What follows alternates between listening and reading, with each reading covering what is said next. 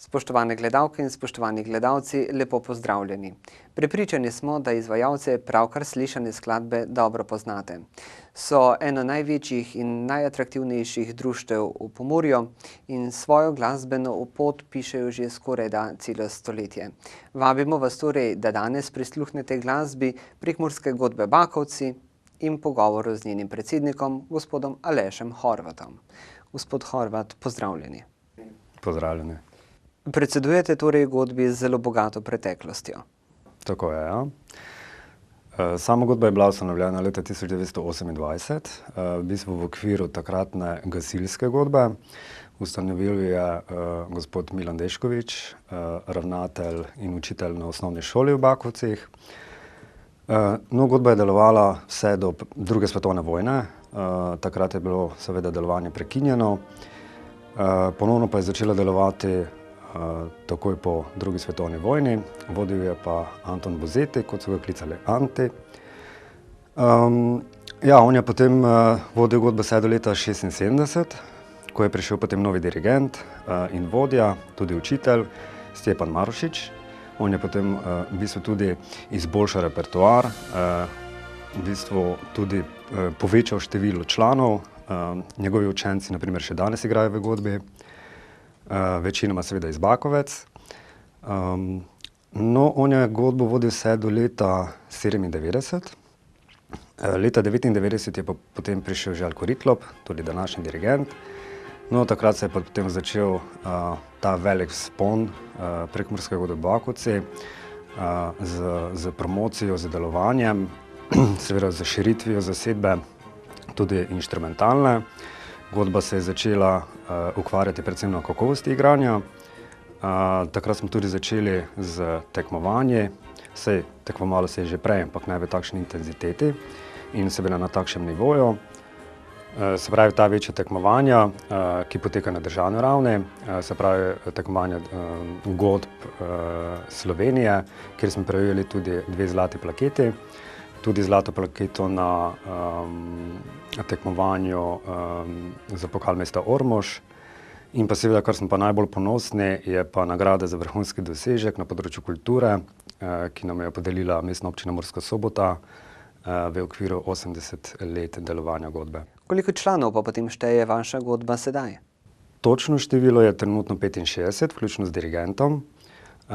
Tudi zasedba inštrumentov se je povečala. Seveda nam manjka še določeno število novih inštrumentov, ki trenutno ni v zasedbi, naprimer kak je oboa, fagot. Lahko se pohvalimo z veliko tolkano sekcijo, ki je ena redkih zasedb v povprečju slovenskega godbeništva. Delujejo pod mentorstvom Denisa Dimitriča, ki tudi seveda sam poučuje na glasbeni šoli v Beltincih. Imenuje se Murski percussion ensemble in tudi samostojno nastopajo na svojih koncertih. Pa je težko nekako voditi takšno množico glasbenikov, namreč glasbeniki so umetniki in za umetnike je značilno, da so občasno tudi malo muhasti. Tako je. Če imaš vso podporo, je vse mogoče. Ni lahko, ker je precej dogodkov. Tudi delovanje godbe je preraslo v velike projekte, naprimer 2 velika projekta, ki udejstvujeta delovanje godbe, je naprimer novembrski koncert, se pravi ta tradicionalni koncert, na katerega se pripravljamo 3-4 mesece. No, potem pa, kaj smo začeli z letošnjim letom, je pa tudi koncert v Cankarjevem domu z naslovom Zgodbe Prekmurja in tudi seveda ta projekt zahteva kar precej časa in predanosti, da se potem koncert izpelje brezhibno. Umetniško vodenje pa je potem seveda na ramenih dirigenta, ki ste ga že prej omenili. Z njim sodelujemo zelo homogeno. To pomeni, da sodelujemo skupaj se pogovarjamo o možnostih izvajanja skladb, katere skladbe, glede delovanja, glede projektov za naprej, katere področja na novo odpremo v samem repertoarju in tako naprej. Tako da sodelovanje je predvsem homogeno, ja. In takrat seveda tudi je lažje priti do ciljev. Zanimivo pa je, da mladih v vaši godbi ne manjka, kar morda nekoliko preseneča, glede na to, da mlade nekako klasična glasba kaj preveč ne zanima. Tako je. Sam orkester toliko klasičnih del ne izvaja. ker po sestavi gre za pihalne oziroma trobilne inštrumente, kar pa ne izključuje, da jih sploh ne izvajamo nekaj klasičnih del, to je res. Drugače pogodbo izvaja predvsem instrumentalne skladbe, se pravi napisane prav za orkester, potem tudi aranžmaje različnih svetovnih uspešnic in pa seveda tudi slovenskih skladb, potem tudi nazadnje koračnic, filmske glasbe, tako da je zvrsti glasbe v godbeništvu zelo raznolika, ne?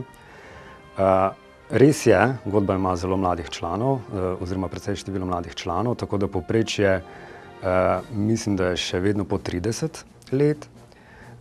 Zaslužnost temu lahko pripišemo, da je veliko članov z družinskimi vezmi. Se pravi, že odprej je veliko godbenikov iz Bakovec se vključevalo v godbo in sedaj seveda tudi njihovi sinovi se učijo na glasbeni šoli ali so se pa že izučili in potem se vključujejo v godbo. Tako da nenehno dobivamo nove člane, tudi iz drugih krajev, ne samo iz Bakovec, tako da se zanimanje za godbeništvo sedaj, ko nekako se zavest ljudi spreminja glede godbeništva, se pravi, kakšne različne zvrsti se izvajajo, se potem zanimanje za sodelovanje v našem orkestru tudi povečalo.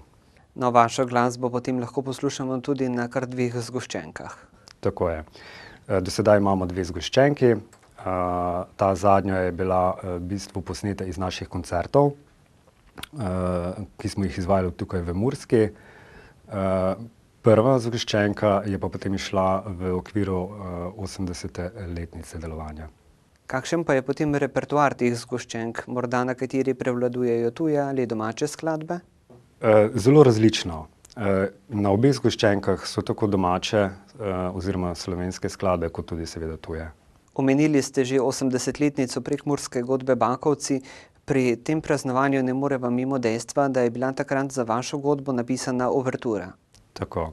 Gospod Šukler, skladatelj, je napisal posebej za naš orkester skladbo Uvertura 80, ki smo jo tudi potem premierno izvajali na 80. obletnico. Ta uvertura je bila pisana posebej za vašo godbo, vendar me zanima, morda lahko to uverturo izvaja tudi katera druga zasedba. Tudi druge orkestre jo lahko izvajajo, seveda, so jo tudi že izvajali, lahko pa priznam, da je skladba kar precej težka, tako da vsak orkester najbrž ni zmožen, glede na sestavo ali pa glede na zmožnosti kakovosti igranja, tudi izvajati te skladbe. Tudi lahko povem, da smo mi imeli kar precej težav, ko smo se pripravljali s to skladbo, ampak na koncu smo se ne zmogli. Kako pa se spominjate vseh tistih praznovanj ob 80-letnici godbe? Spomini so kar veliki, ker takrat je bilo več dogajanj. Bil je koncert v takratnem kinu še, potem koncert na ploščadi v Murski Soboti pred gradom in pa seveda tudi v Bakovcih, kjer smo tudi povabili druge orkestre kot gosti, tako da je program bil zelo zanimiv. Po koncertu vseh orkestrov je potem sledila tudi veselica. Gospod Horvat, z obletnicami bova kar nadaljevala. 3 leta je, kar ste praznovali 85-letnico prekmurske godbe Bakovci, seveda kot se spodobi s koncertom. Na tem koncertu pa ste gostili že takrat enega najbolj priljubljenih ansamblov v Sloveniji, na odru z vami so bili namreč Modrijani. Tako. Modrijani takrat v bistvu v največjem sponu, z njimi smo uspeli tudi narediti naš velik koncert, takrat tudi smo beležili največ število obiskovalcev. Se pravi, niso bili samo oni, je bil tudi z nami Vlado Kreslin, potem Regina, Oto Pestner, Alfi Nipič, nazadnje tudi Klapa Puntamika, tako da ja, predvsem se trudimo, da so na naši koncerti tudi domači izvajalci, ki prihajajo iz Prekmurja, tako da tudi Dorina Gut je že z nami nastopila, Tjaša Cigut in drugi seveda. Omenili ste klape. Glasba klap je pri nas čedalje bolj priljubljena. Kako je spremljati klape pri izvajanju pesmi oziroma kako je z njimi sodelovati? Zelo lepo. Gre za čist drugo obliko zvrsti glasbe. Malo težje je lahko naprimer pri aranžmajih, saj naprimer te skladbe niso zapisane za naš orkester oziroma nasploh za orkestre, tako da potem smo se sami potrudili. Tukaj gre zasluge našemu dirigentu Željku Ritlopu, ki seveda tudi ne samo za klape, je zapisal tudi druge skladbe, med njimi tudi naprimer ljudske prekmurske plese, ki smo jih nazadnje tudi izvajali v Cankarjevem domu. Gledalke in gledalci, sedaj pa je čas za krajši glasbeni premor. Seveda bomo po njem nadaljevali pogovor z našim današnjim gostom. Dobro večer. Rejsan? Jaz iščem Bakovsko 4 v Soboti. Imam nekaj za gospoda Jevška, nekaj bi na tipko rad, pa so me poslali sem ne vem. Pa jaz sem na hitro nekaj natipkam, pa vi svoje špilajte.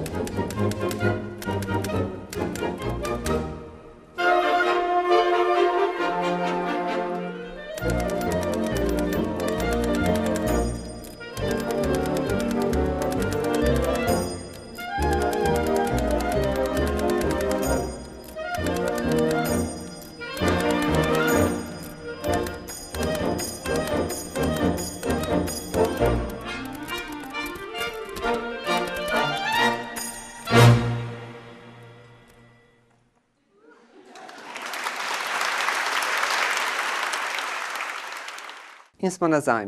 Gospod Horvat, iz že prej povedanega ni težko sklepati, da je repertoar vaše godbe izjemno velik. Na določenem koncertu, recimo tudi ta, ki nas zdaj čaka 25. novembra, lahko povem, da igramo predvsem skladbe koncertnega značaja, ki so potem minutažno tudi daljše, kot na primer Koračnice, ki traja minuto, 2.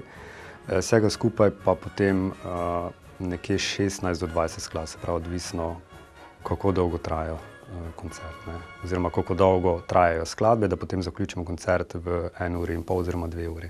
Poglejva pa tudi malo po stalnih letnih nastopih. Dejstvo je, da prvomajska budnica nikakor ne sme manjkati, seveda pa je to samo eden od nastopov, ki jih izvajate vsako leto. Tako je, ja. Trudimo se, da ohranimo te nastope, ki so nekako tudi tradicionalni, tako kot ste omenili, na primer nastop za 1. maj oziroma budnica. Potem sledijo tudi drugi nastopi, kot je na primer procesija za veliko noč, na primer. Tudi na primer drugi manjši nastopi, kot so gasilske proslave, kadar nas povabijo. Je pa seveda dejstvo tudi, da nam za take nastope zmanjkuje časa, ne? Ker nekako nas zadnje čase tudi veliko pokličejo za te večje nastope oziroma za kakšne proslave, ki potem so na državnem nivoju, tako kot nazadnje zdaj za praznik združitve prekmurskega naroda s slovenskim narodom, na primer, ali potem otvoritev elektrifikacije.